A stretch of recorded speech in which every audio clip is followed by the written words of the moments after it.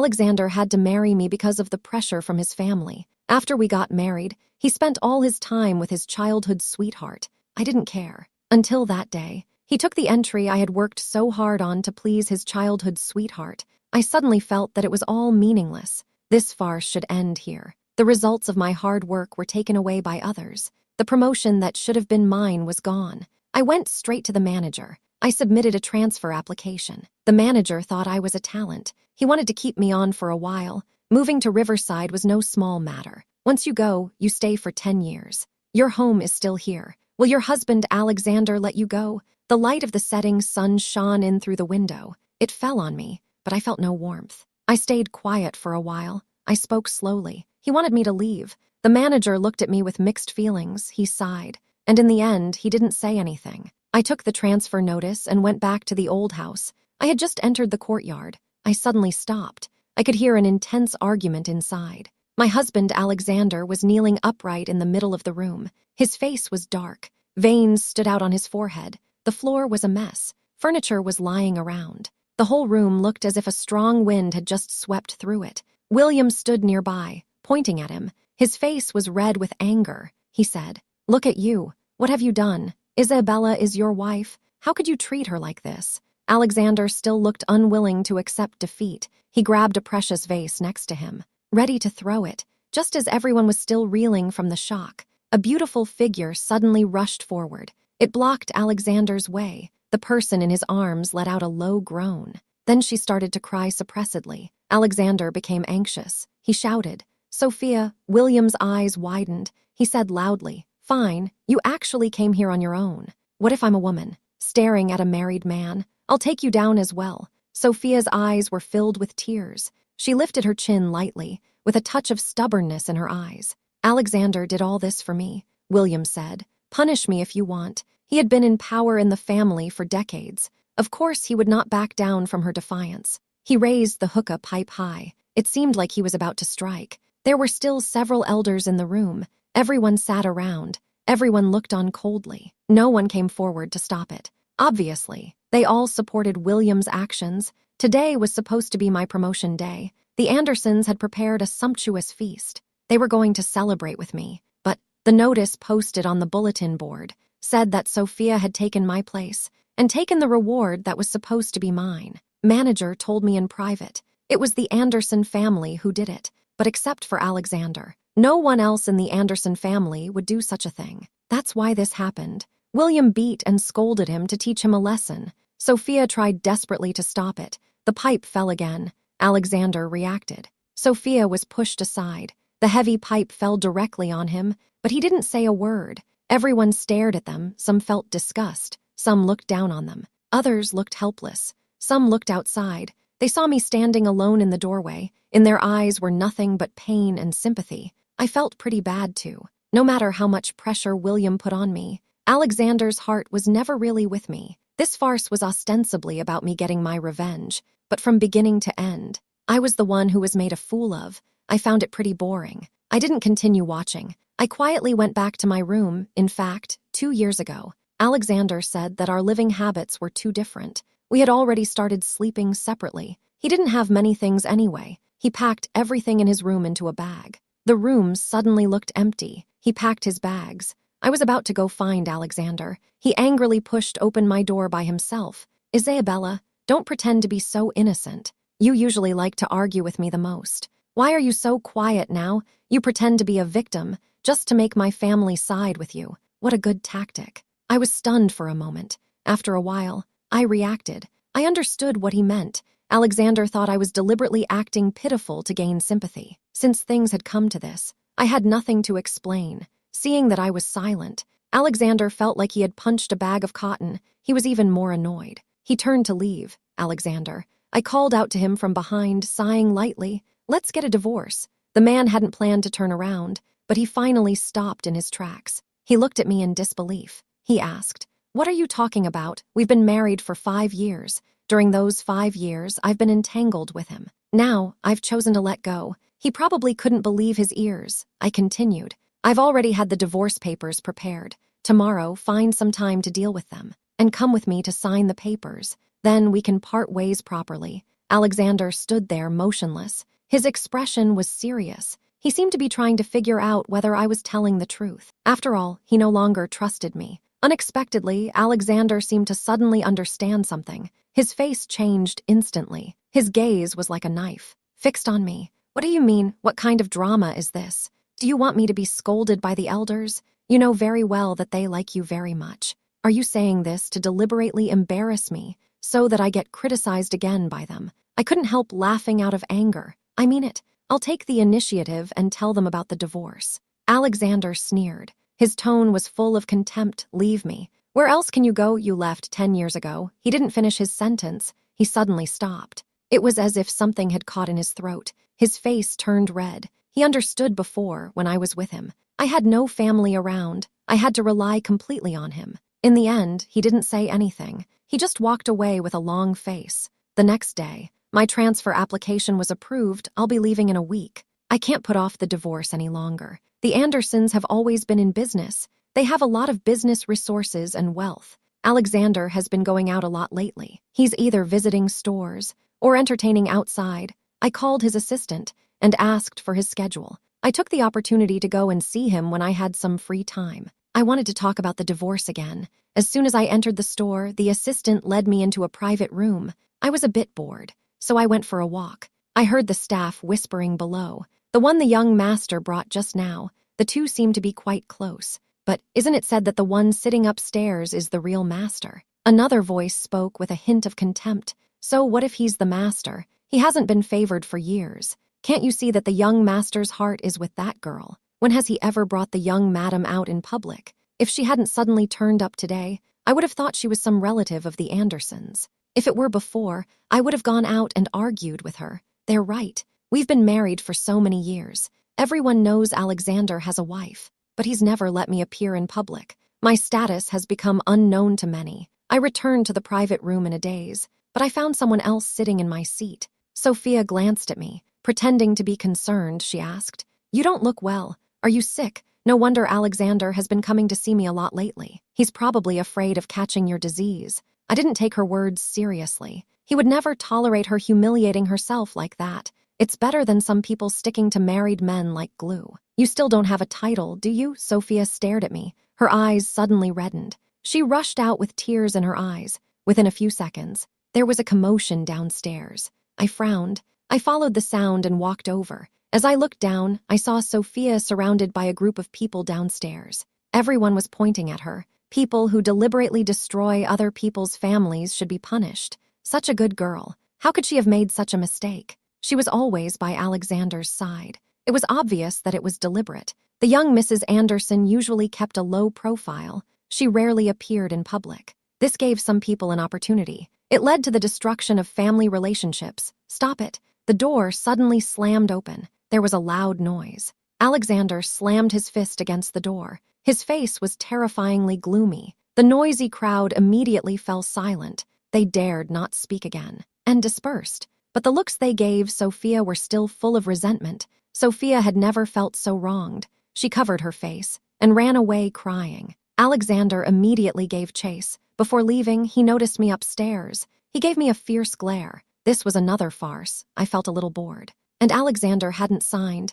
I had to return home tired. Unexpectedly, Alexander was already waiting for me in my room. The people at the store today. You arranged that, didn't you? A girl's reputation is so important. You'll ruin her if you do this. As soon as he came up, he started scolding me. It made me a little overwhelmed. For a moment, I figured it out. Suddenly, I felt a little funny. Who told you all this? Was it Sophia? What others want to say. You can't control that, but you can control yourself. Don't let them have anything to gossip about. Alexander was at a loss for words. He felt very uncomfortable, but he didn't want to lose face. In this matter, you have benefited the most. Sophia's reputation has been damaged, and you have gained everyone's sympathy. If it wasn't you deliberately stirring things up, who else could it be? Who needs that sympathy over the years? Haven't I received enough pity and sympathy? I laughed coldly and said, Alexander, you have to understand in everyone's eyes. I'm just the title of the young wife of the Anderson family. In fact,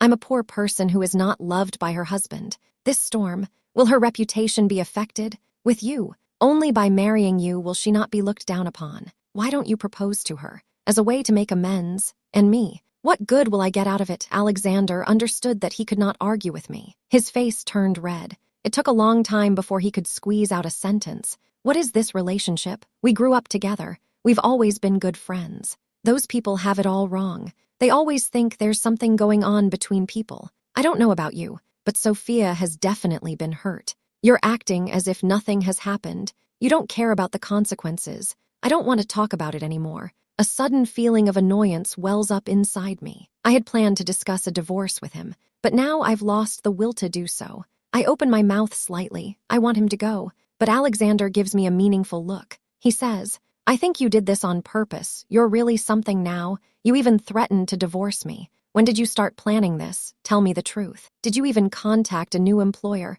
I raise my hand sharply. A slap hits him hard in the face. I'm shaking with anger. I've wanted to leave for a long time, but I couldn't accept him questioning my character like that. There was a moment of silence in the room. After a while, he finally said, unable to hold back his anger, I got you. Didn't I, HMPH? You're really impossible to understand. After that, he turned around and left, without looking back. His hasty figure could still be seen through the window. He was heading east. I guess he's going out again to comfort Sophia. They had another big fight just now. I find life quite boring. We've been married for so many years. Our lives have always been uneventful. Even if it weren't for Sophia, we would still be fighting about other things, over and over again. My patience and sharpness have been worn down. Now, I no longer have the desire to go on with him, but looking back, he has also treated me sincerely. At first, our relationship wasn't as bad as it is now. I was 15 years old that year. I first met Alexander.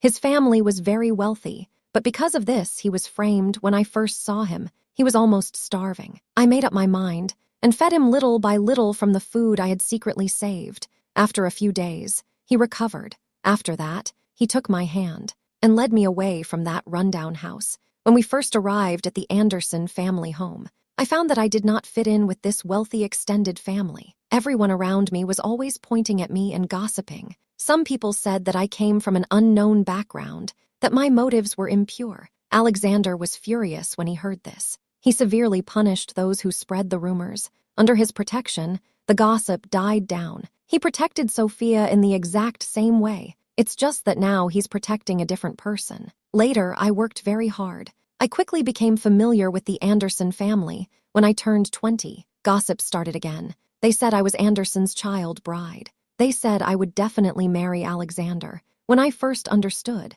I blushed for the first time over such things. The Andersons even joked to ask Alexander to give me official status. I thought they were joking, but they actually did it. Alexander didn't argue and took me back to the village. He knelt down in front of my parents' graves and solemnly made a commitment. He said he would be good to me, like me very much, marry me, and stay with me forever. But the night before the wedding, Alexander went to meet someone. As soon as he got back to the room, he yelled at me, Isabella, I never thought you were such a weakling. I didn't know what was wrong with him. I thought he was having a big temper tantrum with me. The next day, the wedding, he wouldn't come, but he still showed up with a long face. Not only did he show up, he spoke in a terrible tone. Is that all you care about is getting married, so you can stay in the Anderson family forever? Right, I did what you said. His words were full of obvious sarcasm. He immediately concluded that I had other intentions. I've heard a lot of this kind of thing, but coming from him, it was especially harsh, and it made people feel bad. I don't want there to be any misunderstandings between us. I looked into why he was acting so strangely. I later found out that the night before our wedding, Alexander had met Sophia, his childhood sweetheart. I was so angry that I went to Alexander and asked, Is there someone else in your heart? Why didn't you tell me earlier? Why did you have to marry me? She didn't know that this sentence had touched a nerve in him. He suddenly sat up. You keep that sentence to yourself. Those who have bad intentions don't be too greedy. He was wronged for no reason. I was also very angry. I put on an air of being ready to argue with him to the bitter end. I insisted that he explain everything to me, but Alexander just wouldn't say anything. He even told me to calm down. Don't always stir up trouble. From then on, our relationship became very cold. We would argue whenever we spoke. He started hanging out with Sophia a lot. We hardly had anything to say to each other. The Andersons tried to persuade Alexander and me to reconcile, but they couldn't control him, so they started to target Sophia. He blamed me for everything, accusing me of deliberately acting pitiful to gain sympathy. After many arguments and disputes, I gradually stopped speaking. This marriage hardly dragged each other for 5 years. Early the next morning, Alexander knelt in the ancestral hall and was severely reprimanded by William. He also got a beating. William saw me, and his expression relaxed a little. He took me into the study and said in a serious tone, "Isabella, I know everything that happened yesterday. Today, I must make this disobedient child apologize to you seriously." I clutched the divorce papers in my hands and walked to the desk, saying solemnly, "Dad, I have decided to divorce Alexander." William's expression suddenly became a little stiff, but it soon returned to normal. "Isabella, marriage is no joke." The boy and I put the signed divorce papers silently on the desk. I interrupted him, saying, "Dad, I'm tired. I don't want to hold on to this marriage either. Continuing like this is not good for anyone." William looked at me, speechless for a moment. His eyes were full of apology. It was the Andersons who strongly urged Alexander to marry me. I thought about it for a moment and decided to tell the truth. "I have applied to be transferred to Riverside. I may not be back for a long time." William's eyes widened. His voice was much louder than usual. He shouted at me, "Isabella, how could you make this decision on your own?" As soon as he finished speaking, he felt that his tone was too harsh. So he softened his voice and said, "The conditions at Riverside are poor. You may suffer a lot if you go there." I shook my head with a smile. My tone was firm. "Dad, my mind will not change. I want to live for myself. Go and see for yourself the last place where my parents lived." William was silent for a long time. His eyes were red. "Isabella, we have never paid much attention to your feelings. This time, you have really been deeply hurt, so I will not force you." After saying that, for the first time he gently touched my head. His eyes were filled with a hint of relief. "It's not a bad idea to go out for a walk. No matter what happens, the Andersons will support you." I froze for a moment. Tears welled up in her eyes, but she smiled anyway. Alexander had been on his knees all day, until the evening. He was allowed to stand up and eat. William looked at me, ready to tell Alexander about my divorce. Just then, the assistant hurried over to Alexander and whispered something. After listening to him, Alexander's face became serious. He walked straight away, ignoring the shouts of his family behind him. William saw this and his brows furrowed even more. He sighed. I didn't pay much attention to it. After a while, the servant came to report Sophia's entry had been stolen. Alexander had been busy dealing with it all night. I felt bored, so I went back to my room. As soon as I entered, I noticed that the room was in a mess. I saw that the drawer was open. My heart sank. I quickly looked around. I found that the design drawings were really gone. There was only a note left in the drawer. "You don't need this draft for now. I'll borrow it for a while. I'll return it to you when I'm done." I was a little stunned. I didn't know what to do. This drawing is especially important to me. I was loved by my parents since I was young. I am cheerful and straightforward. However, I inherited my mother's weaving skills. I'm fascinated by weaving. After she left, I continued to study it. The Anderson family also provided me with the best learning environment. This work combines my mother's guidance, my innovation, and the knowledge I have accumulated over the years. Alexander previously switched my position with Sophia's. As a result, I missed the competition. Now he has taken away the result of my hard work. I smiled helplessly. I couldn't help but wonder why I was so devoted to him in the first place. 2 days later, the factory notified the transferred staff to depart. I didn't hesitate. I packed my bags and took the train with my colleagues. The Anderson family knew I was leaving. They insisted on coming to see me off. Before getting on the train, William was still persuading me. "I can handle things at the factory, Isabella. You can still change your mind," Emily said. "That boy really has true feelings for you." I thanked them for all the care they had shown me over the years. So I didn't leave without saying goodbye. But in the end, I shook my head. I said, It's time to get on the train. Everyone, go back." The station was full of people. I followed the crowd and squeezed onto the train. It seemed like someone was calling my name behind me, but the sound was quickly drowned out by the noise around me. I looked away. I got on the train. The train slowly pulled out. It had been 15 years. I was once again embarking on an unknown journey. A few days later, the train finally arrived at its destination. I carried my luggage and walked off the platform a little tired. This was the first time I had been to Riverside. My parents had lived here before. I felt this might also be the starting point of my new journey. I returned to the factory-arranged accommodation and tidied up a little. I walked aimlessly down the street, looking this way and that. Suddenly, I was captivated by something new. I was admiring it when a hand touched my arm. The old man looked straight at me. His hair was gray, but he was in good spirits. His eyes were full of surprise. He asked, "Young lady, are you Isabella Peng?" Her voice trembled a little. It was tentative, but she also seemed very sure. I opened my mouth slightly. I nodded unconsciously. The old man's eyes suddenly reddened. His voice also raised quite a bit. "It really is you. You look so much alike. You look exactly like your mother when she was young." She grabbed my shoulders tightly, as if she was afraid I would suddenly disappear. The old man told me, "Her name is Alina. She is a local. My parents once saved their family." Alina insisted on taking me back to her house. She was busy and poured me a cup of hot tea. With a slightly worn voice, she began to reminisce. She said, "That year my parents passed away. Riverside was never a peaceful place. Add to that the shortage of supplies. There was not enough food. Many homeless people and criminals began to rob and pillage in order to get a bite to eat and survive." Alina's family was having a hard time at that time. Her daughter-in-law had just given birth to her second child. The family was barely getting by. But then they were robbed in the middle of the night, and there was no man in the house. They were about to take everything we had. My parents happened to be passing by. They heard the baby crying. Without a second thought, they rushed over and fought with them. They helped Alina get her things back. Alina is sitting across from me. Her eyes are fixed on me. To be honest, I really don't understand. How can people as weak as they are, how they could have such strength? They collapsed in front of us, exhausted. They said they heard a child crying. They thought of their own little girl who was left at home.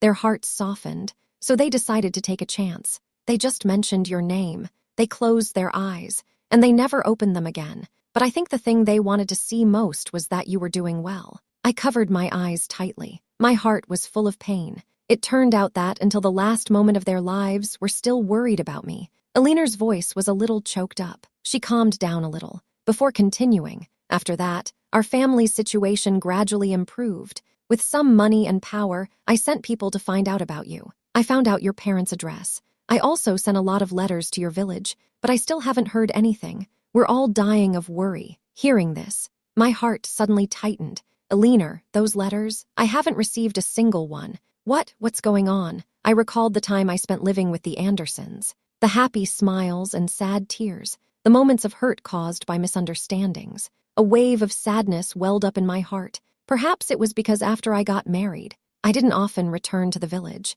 That's why I didn't receive the letters. Alina frowned and shook her head. The people there had clearly told me that the letters had been received a long time ago. I thought you didn't reply to the letters. It was because of some other reason. Now that I think about it, could it be that someone else took them? I froze for a while. It took me a while to come back to my senses. Was it the Andersons? Did Alexander take them? I don't know. I don't want to delve into the reasons behind this. For a moment, sadness welled up in my heart. All these years, I have been working hard alone. Then I came to the Andersons. After more than 10 years of stability, I thought there would be good news, but I was disappointed. I've been through so much hardship, and I never imagined that someone would still care about me.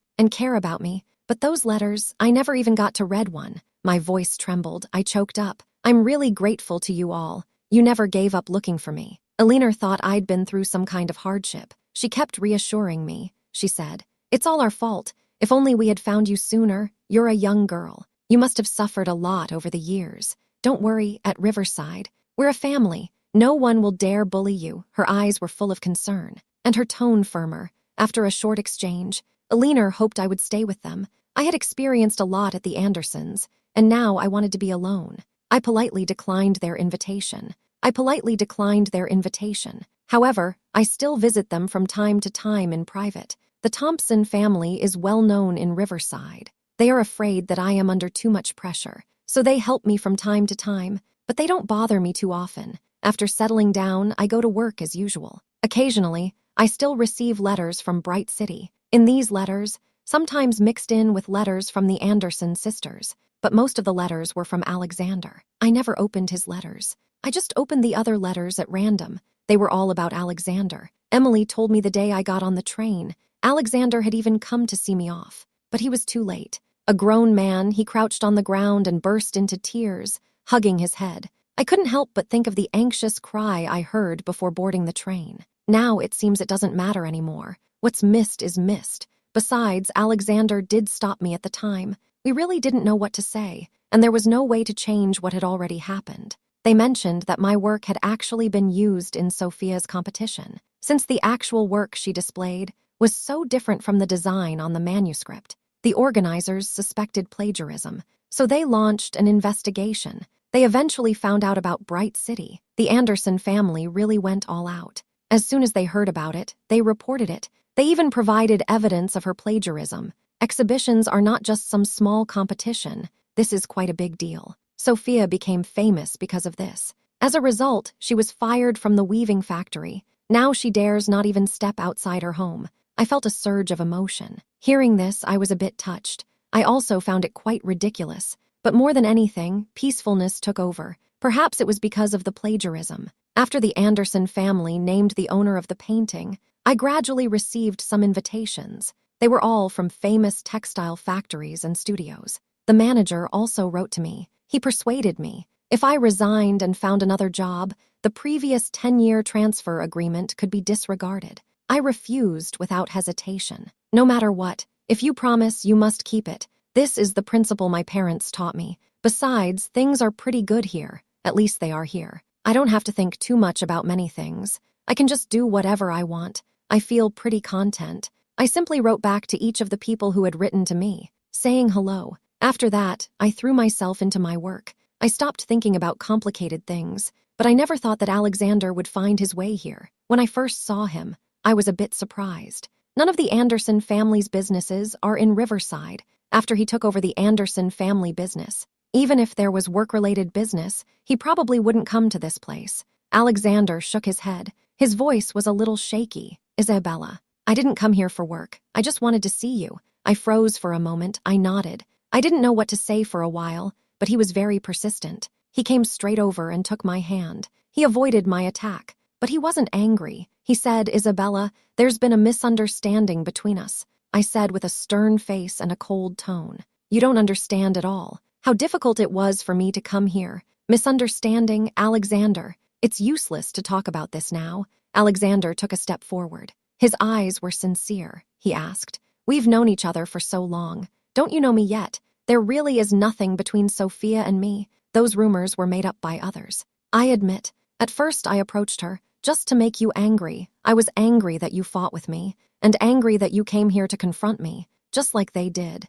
Not trusting me, I couldn't help laughing out loud. Is he blaming me now? You said you had nothing to do with her. Then why, the night before the wedding, after you saw her, did you change completely? He didn't just rebuke me. He went around spreading lies. I always thought after all this time together, you had some feelings for me, but I was wrong. You already have someone else in your heart. There is no place for me. Alexander suddenly shouted. That's not true. I saw him stammer and couldn't find the words. I didn't really care. I had already guessed this would happen. 5 years ago, I asked him once if he had someone else in his heart. Sophia, he is still like that today, speaking in riddles, not making himself clear. I calmed myself down and adjusted my emotions. We can no longer talk things through. Whether it's because you don't trust me or because you're hiding something, when you showed my work to Sophia, it was the end of our relationship. Alexander froze. My words had left him speechless. A look of remorse and pain crossed his face. He whispered, Isabella, I'm sorry.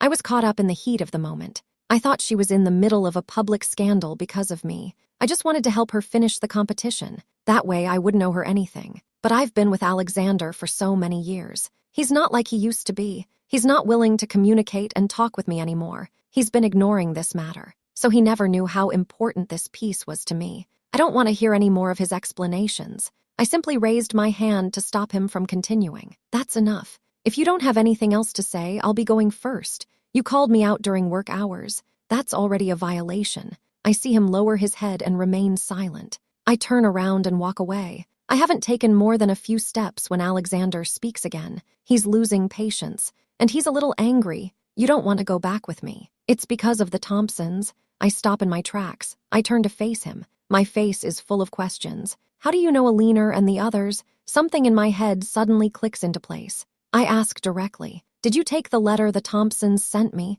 Did you take it and you kept it from me? Right, Alexander's face was grim. He didn't say a word. He was basically admitting it. I couldn't understand it. What benefit could he possibly get from doing this, facing my questioning? Alexander was going to remain silent, but he lifted his head. He gave a bitter smile when he looked at me. His eyes were full of sadness. He spoke. The first time he received a letter from the Thompsons. It was the day I promised to marry him at my parents' graveside. The letter was full of concern and greetings. It also invited me to move in. For the first time, Alexander felt overwhelmed. He sent someone to find out who had written the letter. The day before the wedding, they found the Thompsons. He also learned that my parents had saved their lives. He also mentioned. Sophia later found him, learned about this, and kept reminding him. She suspected that I was like my parents on the surface. He was helping others, but in reality, he was faking pity to gain sympathy and using it to further his own interests. Alexander believed it